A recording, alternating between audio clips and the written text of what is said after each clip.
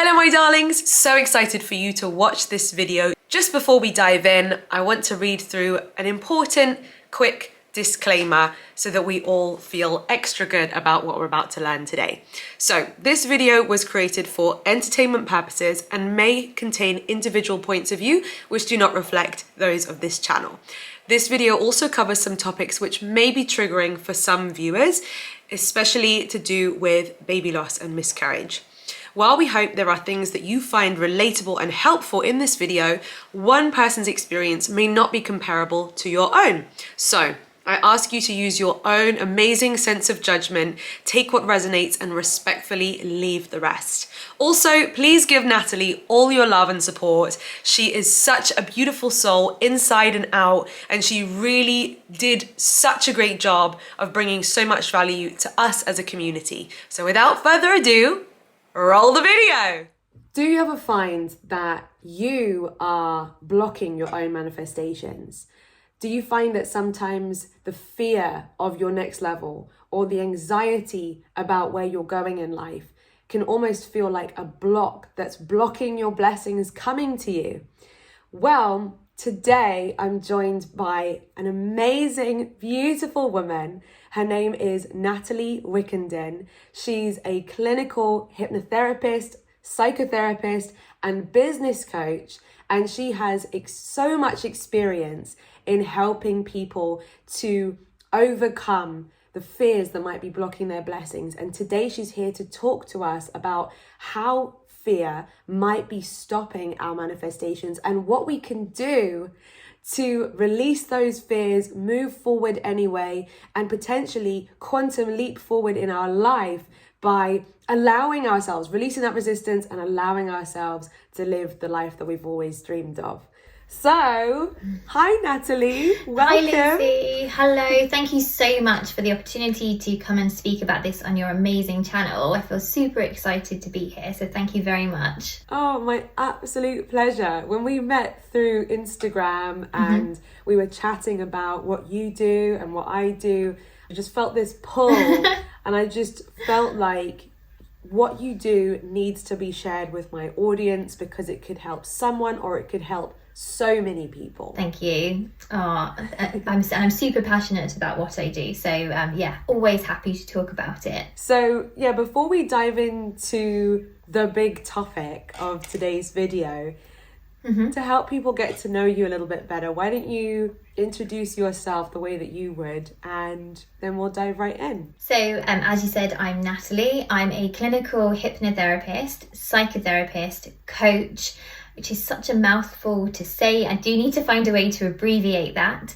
I'm also a mum. I have my beautiful children, Nicole, Darcy and Blake, and I've also got my fur babies, my miniature dash hounds. So my life is pretty full and pretty busy.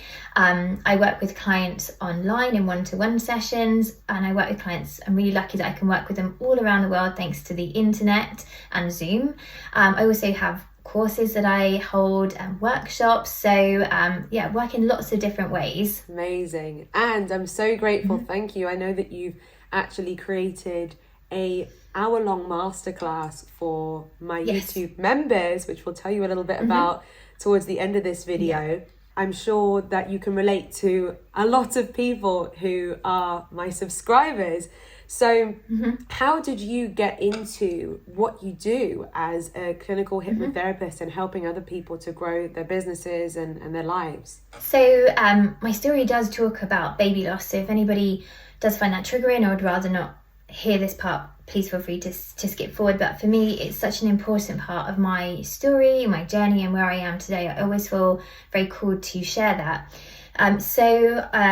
I think I'd always been a bit of a worrier, or sometimes you're labelled a bit of like an anxious person, but it got progressively worse.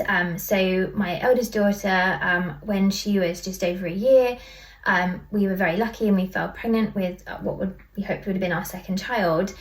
Devastatingly, we had a miscarriage at 12 weeks and it was just awful. We picked ourselves back up and were very fortunate to fall pregnant again pretty soon after. we got over the 12-week marker and thought, that's generally the benchmark for, well, this is going to be okay. So we breathed a sigh of relief. But when we had our second scan, we found there were some complications with the baby, and unfortunately these complications were very serious, and it was just an awful few weeks of really sort of invasive tests and scans. And Brody, our second child, was born prematurely at 26 weeks gestation, and devastatingly he passed away shortly after birth. And my life was just turned upside down. As you can imagine, my anxiety went through the roof. I was crippled with grief, but I had to keep going. I was very blessed. I had Nicole, my daughter, she was turning 2 5 days after Brody was born. So I had to get back up on my feet and be there for her. And she really was my shining light in those dark days. So thanks to her, I had a reason to keep going. But there was very, very little support. And the anxiety was a hard one, because I knew why I felt the way I did, but I couldn't seem to find the tools and techniques to move me forward from that point. And this was back in 2010, so the internet wasn't as big as it was nowadays. Mental health wasn't as talked about. The resources weren't there as they were. But interestingly, it was from that dark point that I actually discovered manifestation. And somebody gave me the book The Secret. So I was just racked with anxiety, at kind of my wit's end. And I just found this book and I just sat and I read it, and it absolutely changed my life. And I know there's lots of different books now, Law of Attraction, that go into sort of deeper about it. But the essential kind of, ask, believe, receive, I was just gosh, this has just given me so much hope. And that was really my first kind of entry point into mindset and manifestation. So when we found out that we were able to try again for another baby, I was just I'm going to use the law of attraction for this. So I created in my mind this vision of my husband and I sitting on a hospital bed with my daughter Nicole, and then us holding a beautiful healthy baby. And I kept this vision in my mind through all the the anxiety of the scans and finding out that this pregnancy was healthy. And then we were very blessed to have our daughter Darcy 9 months later. We're very lucky, it all happened very, very quickly. But what was really kind of made me think, wow, this really works, was we were in the hospital and the midwife came in and she said, oh, would you like me to take a picture? So was he very tired or chaotic after just having a baby? I was like, oh yes, please, thank you very much. She took the picture on my phone, didn't think anything of it. But it wasn't until we were home, later that day, and I was going through the pictures on my phone, I just froze, because the picture the midwife had taken was the exact picture I had been manifesting in my mind. Wow. It was just goosebumps. Wow. Yeah, and then from that point, I became an avid believer in the law of attraction and all things linked to it. But it really sparked my interest in mindset, mental well-being, which is then when I went on to train in my hypnotherapy, my psychotherapy, and decided that I want to help people who are feeling how I'd been feeling with this crippling anxiety. And I guess from there, the rest is history with regards to work, and that's how I got into what I do. And yeah, from there manifested lots of different things. Wow, what a story. I mean, thank you. And not just a story, that must have been really, really hard. That must have been a really, really hard time. So to have been able to, from those really, when you're in that darkest time, when you haven't got the happy ending yet, that point can be, well, absolutely is the hardest. So it really is. So well done, and I'm just so happy for you that things turned around, and that it's ended up also teaching you, you just discovered this whole new world of manifestation and the mindset. Wow. Mm-hmm. Yeah, incredible. Thank you. So the topic that you came to me with when I asked you what is something that you're really passionate about, that you have experience with, that you could help people with, and you brought this topic of why is it that fears or anxiety can stop us from manifesting. Yes. So from your experience and from your professional experience now, you know, why does it? Why does it stop it? And what can we do? Yeah, okay. So I offer what's called solution-focused hypnotherapy. So as the name suggests, we are working on the solution, not the problem. So I think that's the first key thing when it comes to fear and manifestation. Obviously, if a client comes to me with deep trauma, yes, we can go back and work on that. But essentially, it's about, this is where you are now. How do I want to be? How do I want to feel? How am I going to move myself forward from this place? And that's why I love what I do. It's a bit like when my anxiety was at its worst. It's like, I know why I'm anxious. I know how it's physically affecting me, but I just can't stop it. And I can't find ways to move forward. So it's about understanding what's going on inside your mind. And when you have that understanding, I think first and foremost, you can be kinder to yourself. But it allows you then to think about, well, how do I want to be? How am I going to move myself forwards? So with fear and why it stops us, so I always go back to my work is underpinned by neuroscience, how our brains work, which is first and foremost just completely fascinating. But also, I love it. It's incredible. So interesting. Honestly, it is literally mind-blowing, pardon the pun, but it is. And when you kind of know what's going on, it's almost like there's a tangible reason behind it. Because I think with a lot of like manifestation or, you know, law of attraction, there can be a lot of people who aren't aware of it, maybe think, oh, it's a bit kind of out there. But there is psychology and there is science underpinning it.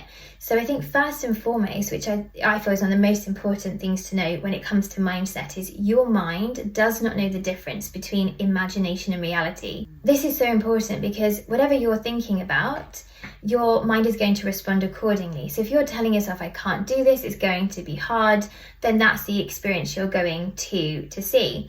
There's an exercise I always do with clients to show this working in reality, and we could do it now if you want to.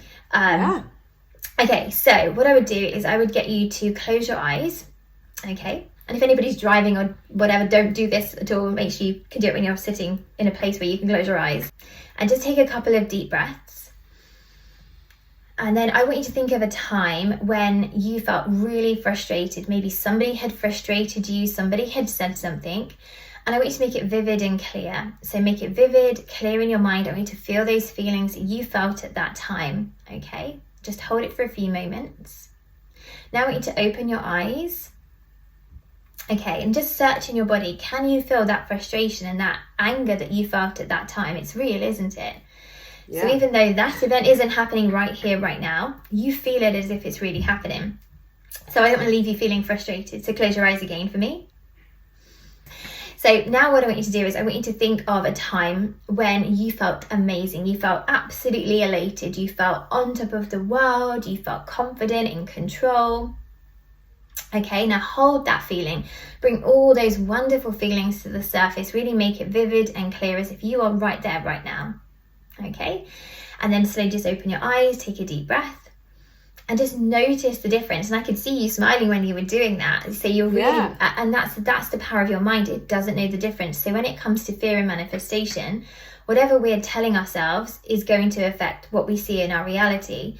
So when we're feeling fearful, we are in the subconscious part of our mind. So there's two parts to our mind. You've got your primitive subconscious part of your brain, and we have the intellectual part of your brain.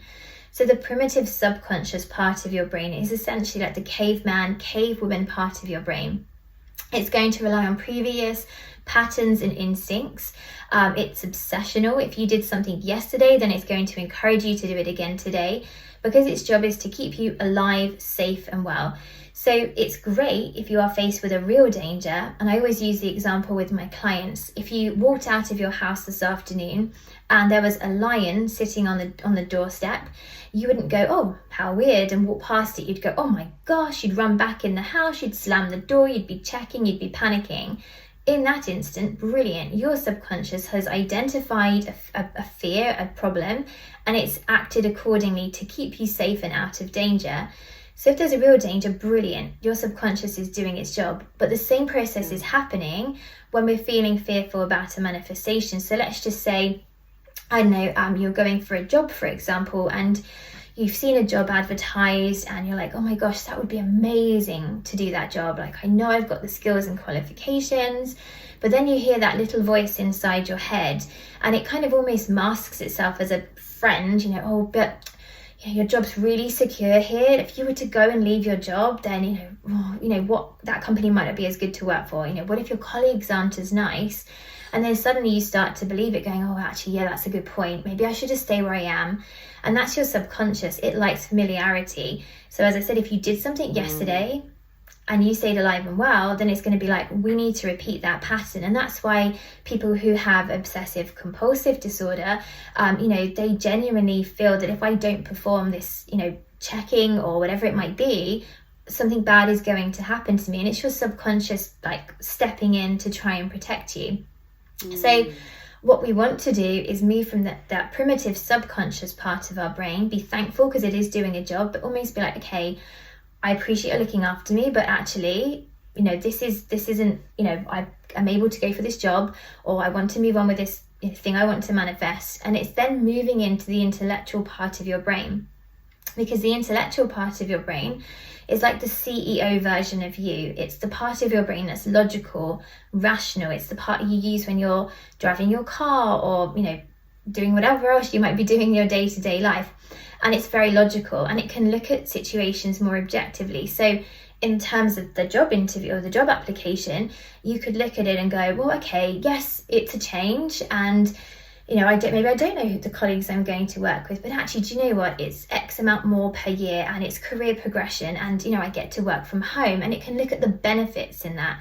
So when you're in that intellectual part of your brain, it's like, right, I can do this. So when we're manifesting, when we're feeling fearful, if we're getting these blocks popping up, it's your subconscious part of your brain. And yes, of course, we always need to listen to our gut and make sure that whatever decision we make or avenue we choose to pursue is the right one for us. But it's just catching that fear and saying, is this true? Is this real? Or is it my subconscious talking, and going into that overprotective, overbearing, like mother hen type mentality? And then moving into the intellectual part of your brain to look at it and go, actually, no, I think this would be a good opportunity for me. And we move into that intellectual part of our brain by thinking about, how do I want to be? How do I want to feel? When you're thinking about how you want to be and feel, you begin to produce your feel-good hormones, your serotonin, your dopamine. When you're feeling fearful and you're in that primitive subconscious part of your brain, it's on red alert. Your subconscious is looking out for danger, but you're also producing your stress hormones, your adrenaline, your cortisol. If you are anxious, you're fearful, you're in that primitive part of your brain. When you are there, it's not going to think of a solution. Everything is going to be worst case scenario. It's going to respond with that fight, flight, freeze mechanism. Just being kind to yourself and just, saying, okay, this is my brain protecting me. Is this a real danger? Move into that intellectual part of your brain. What you said there about familiarity is, I really resonated with that, because when there's certain parts of our life, and the word self-sabotage is kind of coming up here. Yes. When we self-sabotage, and even though on paper or when we're being logical, it would be a good idea to pursue something that's going to make us happier or more successful or more healthy or to grow us. But then for some reason, we self-sabotage and keep ourselves stuck, whether that's financially, whether that's with health results that we keep, blocking from ourselves, or keep manifesting the same toxic partners or toxic friends.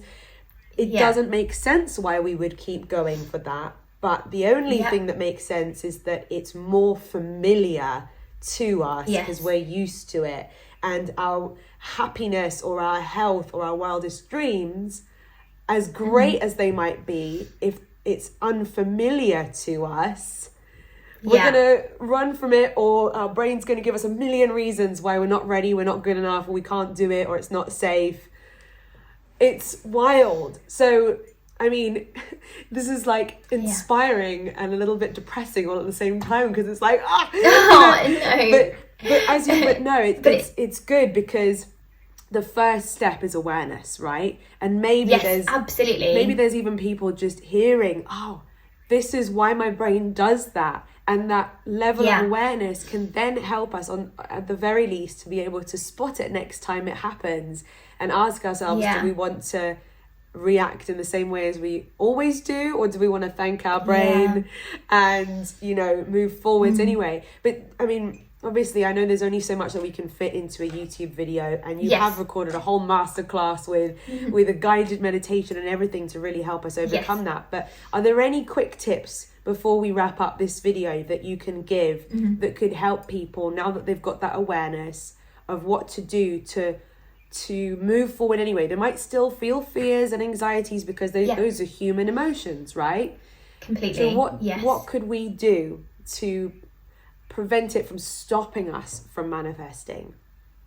Yeah, I think it's identifying, so working out kind of what is it you're fearful of. So is it just sort of a lack of confidence, and it's important to remember 95% of our thoughts are subconscious. We're not even aware of them. So sometimes you might not even know exactly what it is that's blocking us. But I think it's always using your gut as your guide. So I always think if you have an idea, I want to go for a new job, it's being put in your mind for a reason. Like there's a reason you feel called to maybe change jobs. So actually, if there's blocks coming up around that, it's being kind to yourself and thinking, okay, well, why do I feel this resistance? And then, acknowledging the fear. You're in the primitive part of your brain. When you're there, you're not going to think of a logical solution. So it's moving to that intellectual part of your brain where you can analyze the situation logically. And I would do that by getting clear on what is it you want to manifest, and picking one specific thing. So, if we've got a vision board and we've got lots of different things, pick one thing that you really want to focus on. And then I think my one kind of key tip for manifesting, and this is going back, you'll be fully on board with this, is scripting. And one of my favorite videos of yours is the scripting letter. It is such a powerful technique for manifestation and supporting fear. So be that the scripting letter, or writing down, almost like scripting it in like a journaling format. I do that when there's a goal that I'm trying to manifest. I would do sort of pick it every day, and just in the morning just write a few sentences or paragraphs about what I want to achieve, writing as if it's happening right now, expressing gratitude, because oh my gosh, gratitude is the kind of the magic ingredient for manifestation, isn't it? And with the scripting, from a scientific perspective, going back to what we were saying at the start of our video, is that your mind doesn't know the difference between imagination and reality. So when you're scripting, you're thinking about, how do I want to be, how do I want to feel? And you can use that to kind of rewrite and reframe that fear, and allow you just to start to see opportunities and solutions presenting themselves to you. So rather than saying, oh my gosh, I could never apply for that job, what if this, what if that? From your scripting work, well, actually, I'm really blessed that I have these amazing colleagues that I get to work from home. And gradually you're starting to reprogram your subconscious mind to be more optimistic about that change. And you'll then start to see it come to fruition. So that would be my top tip personally, scripting and thinking about how you want to be. And now your mind doesn't know the difference. So actually you're starting to build up those patterns in your mind and take yourself in that direction. And in a magical way, by visiting the wish fulfilled, the goal, through scripting or visualization as well, we're making our brain feel more and more familiar with it, right? It's not just this absolutely blurry dream that we barely think about. It becomes a thing that we visit daily, so then it becomes more familiar. Wow. Yeah, I mean, I don't want to dive into too deep in this video, and obviously you can watch it in the masterclass. In the masterclass I do talk in more detail, but there is a part of our brain called the hippocampus, which is like a filing cabinet, and it stores all of our go-to responses for how we do anything in our life. But when we're actually thinking about what we want to do, we're actually building up patterns in that hippocampus. So even if we're not physically doing it, your mind doesn't know the difference. So when you're thinking about, I could apply for this job, or you got the interview and it goes really well, when it actually happens in reality, your brain goes to that part of your brain, your hippocampus, and it actually picks up that file and goes, oh yeah, we've done this before, even though you physically haven't. It's why it's used a lot in sports, with athletes mentally rehearsing their races. It's been scientifically proven that just imagining running a race, your body responds as if it actually is, which I like to think, well, if I sit there thinking about exercising, is my body gonna just get fitter without me physically doing it? I don't think that actually works, sadly. But you know, I'm imagining running 10k every day. But yeah, so the power of your mind. Think about how you want to be, how you want to feel, and take yourself in, and you will take yourself in that direction, and you'll feel better as well. When you're thinking about your you know, your goals and how you want it to be, you just naturally feel more optimistic anyway, which I think is so important. True. And all of those feelings and days add up, and that's what creates our life. Yeah, absolutely. Yeah, it becomes your reality. Wow. Well, Natalie, thank you so much for this. Oh, thank you for having me. Thank you for the opportunity. I mean, this video has been so packed with so many gems, so much, you know, proven information and facts to really help people. I mean, I'm one myself. I like to be able to cement or ground manifestation in how our brain works, in psychology, because this is where it all goes on. As Neville Goddard says, like, this is where the universe is, you know. So thank you so much again for bringing your expertise to our channel, and for creating that masterclass for my YouTube members. And if people want to reach out to you personally, I'm sure there's going to be people who'd like to explore working with you one-on-one. How can they do that? I use Instagram as my main platform, so come and find my Instagram page. So it's at clarity_coaching_hypnotherapy, but maybe you could link that below because that's quite wordy. Thank you. So Instagram's my main one. I have just started venturing into the world of TikTok. So there's there, but also my website as well. And you can just reach out to me. I'm always happy to hear from people, and if you've got any questions, feel free just to shout them out to me. I'm super passionate about what I do, so always happy to talk about it and share what I know. Amazing. I will put all your contact details in the description so people can reach out if they want to and connect. Thank you so much. Thank you. Thank you, Natalie. Thank you so much. So if you enjoyed today's video, make sure to give it a big thumbs up, hit the subscribe button and ring my bell so that you never miss another video. That's all for today. Thank you again, Natalie. Until next time, bye everyone.